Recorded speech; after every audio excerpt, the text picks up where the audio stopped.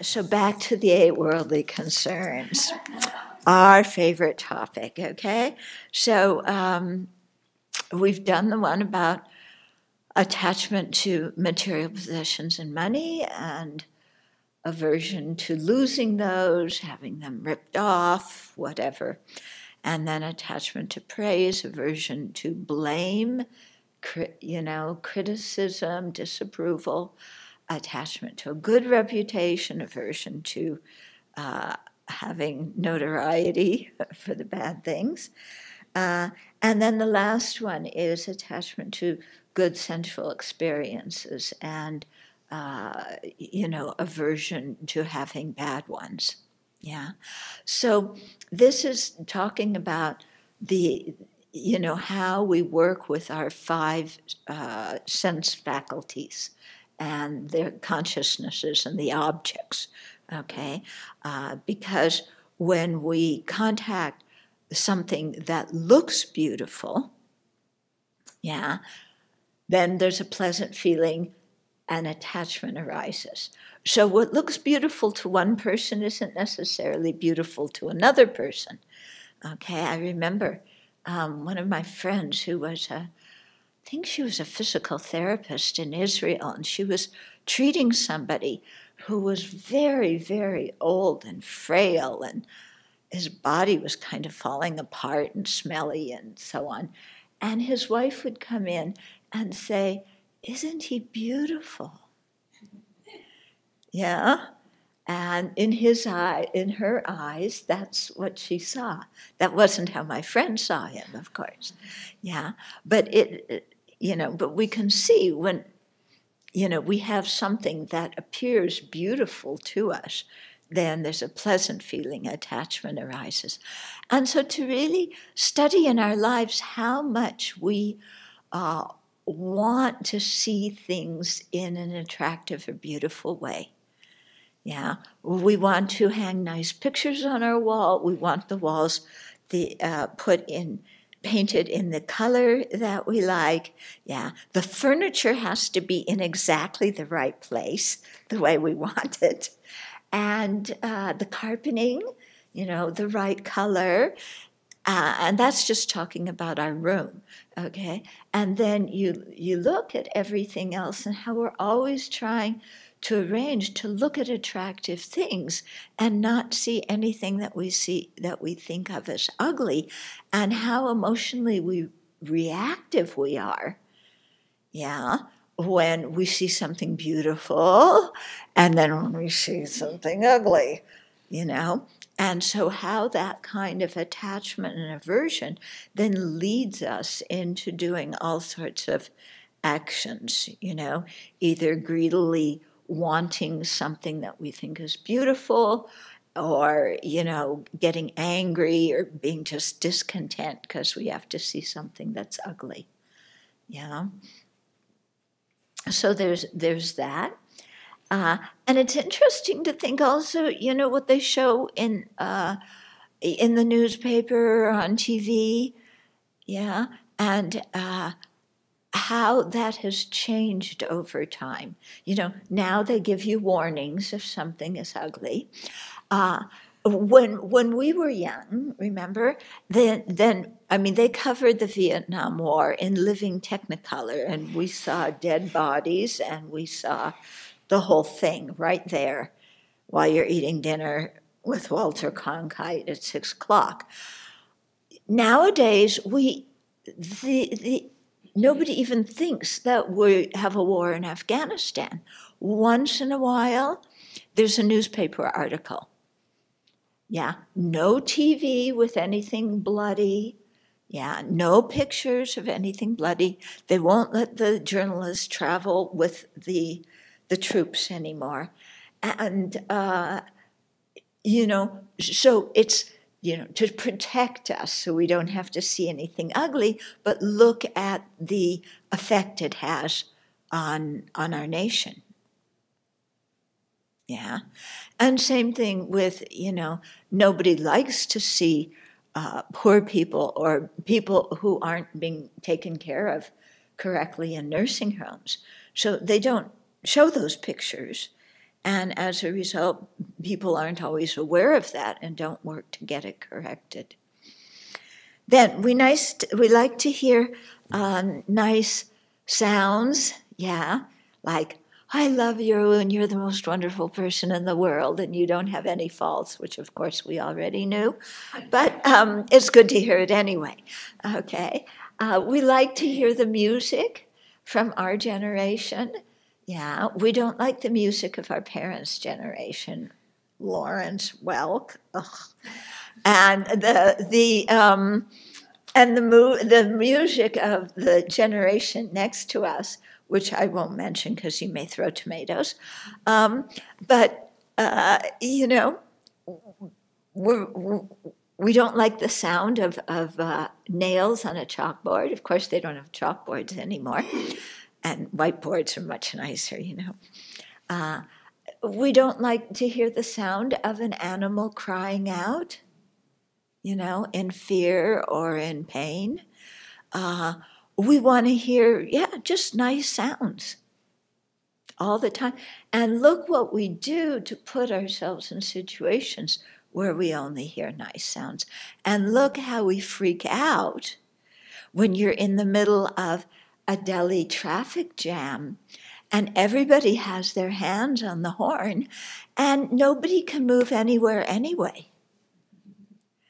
Yeah, and you have to listen to this cacophony of, you know, and, you know, and it just doesn't stop and you're not moving. Okay.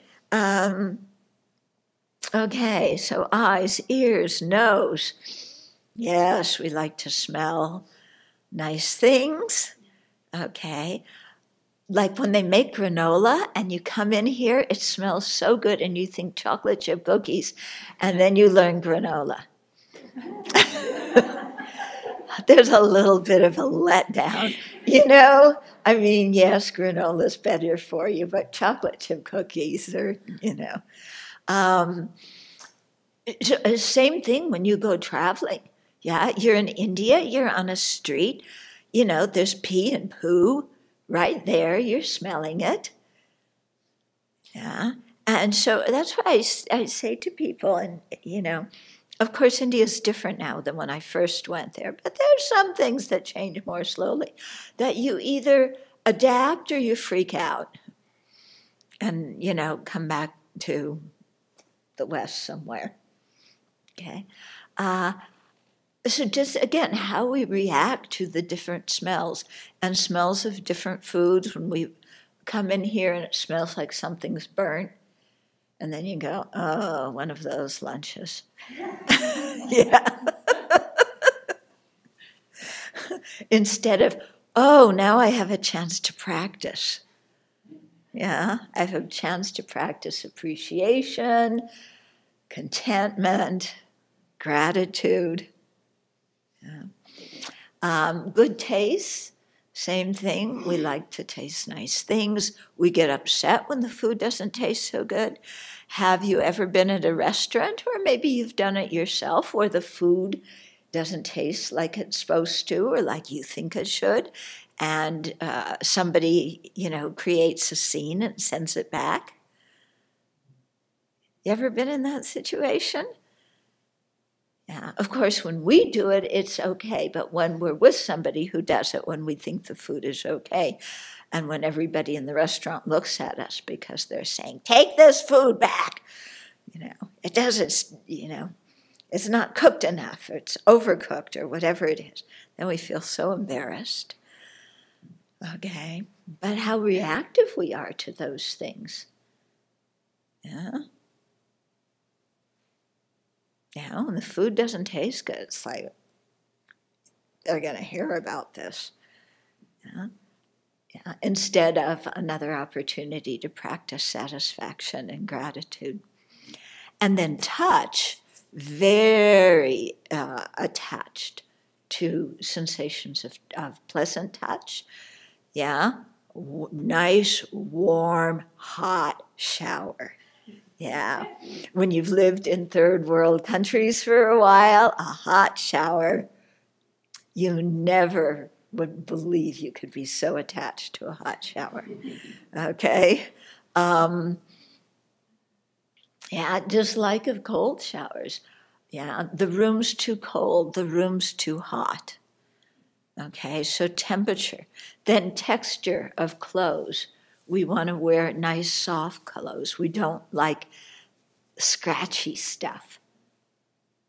Yeah. Yeah, we want, just pleasant physical sensation. We want, somebody to stroke us this way. We don't want the kitties to claw us or somebody to hit us or like that. Yeah. And then, of course, attachment to sex is the biggest, one with the sense of touch. Yeah. And so to look at how attached we are to having pleasant sensory experiences and the aversion to unpleasant ones. And it's not just the attachment and the aversion that are the problems. I mean, they are problematic, but it's what we do motivated by them. Okay? When there's attachment, then we have covetousness. Yeah, we often lie to get what we're attached to. We may cheat people or steal from them to get these nice physical, sensual sensations. When they're unpleasant, we scream, we yell, we again may lie or kill or steal or who knows what. Yeah. And so just to look at the actions that come from the attachment or the aversion, and how the attachment and the aversion come in response to pleasant and unpleasant feelings. So the pleasant and unpleasant feelings themselves are not the problem. Yeah, the Buddha is not saying, don't have any pleasure and you shouldn't enjoy pleasure. The pleasure isn't the problem, it's our response to it. And the thing is that we are so conditioned, pleasant attachment, that the response comes, immediately, and then the action comes immediately after that. Yeah, so that's where we run into trouble. Same with unpleasant experiences.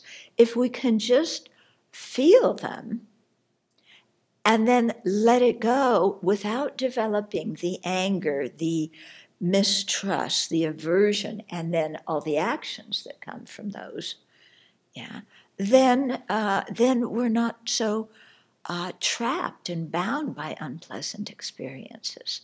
So it's something to really look at in your meditation. Yeah, how, you have some unpleasant experience, like physical, and then immediately you need to move. Yeah. Now, I'm not saying stay in an uncomfortable position forever, such that your mind is so distracted you can't concentrate. I'm not advocating that. Some people advocate that. Just sit through the pain. I don't. But don't move upon the first unpleasant feeling. Yeah. Maybe try and observe it a little bit. And what is unpleasant about this? And is it permanent or is it impermanent? Does it change or does it not change? Is it really so bad, or is my mind making it bad with all my fears? Yeah, like if I don't move my foot, I'm going to be permanently, handicapped and never be able to walk again. Okay? We get inflamed inside like that. Yeah? So just to observe. Also observe when you have a pleasant sensation. Yeah? Observe when you're eating. Yeah? How you put together the different parts of different things to create the perfect mouthful every time you take a mouthful. Yeah? It's like I want that piece of lettuce with this piece of celery with that much dressing. Yeah, and then I want to mix a little bit of mashed potatoes with a little bit of sauce, not too much sauce, not too much mashed potatoes, the right balance. Yeah, and just how that a craving for pleasure, runs our life.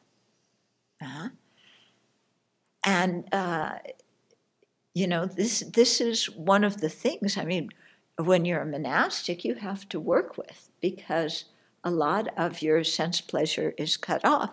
Although we find all sorts of ways to get it. Yeah, it's like, well, the color of this robe, it's too dark, it's too light, which means I don't like it. I want a different color robe. Or, what else do we do? Yeah. Oh, this jacket. Yeah, you get a jacket. Oh, this jacket, it's too small. That means, that's code for it's too rough, or it's too smooth, or it doesn't keep me warm enough. Okay? So just to watch how we,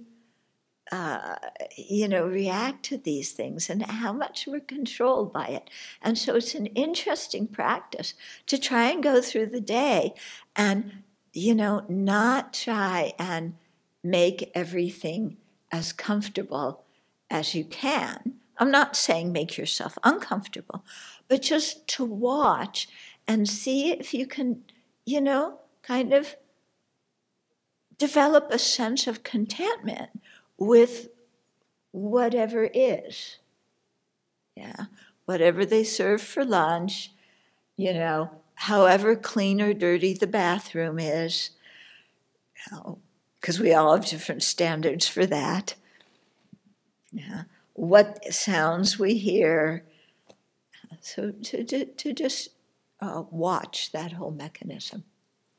And then see how, when you keep your mind focused on the image of Amitabha, or on reciting, Om Amitabha Hri, or Om Amitabha Hri Soha, how, if you focus on that, then just by diverting your attention to something else, often, you release the attachment to something that was attractive, and you release the dislike and the aversion for something that you found disagreeable, simply by changing the focus. I think most parents know that. If you have a crying baby, what do? You pick it up and you go into another room. You take it outside. You do something. You change what's around it, and then it has to pay attention to something new, and whatever was bothering it before often just gets forgotten. Yeah. So we can do that with our baby mind also.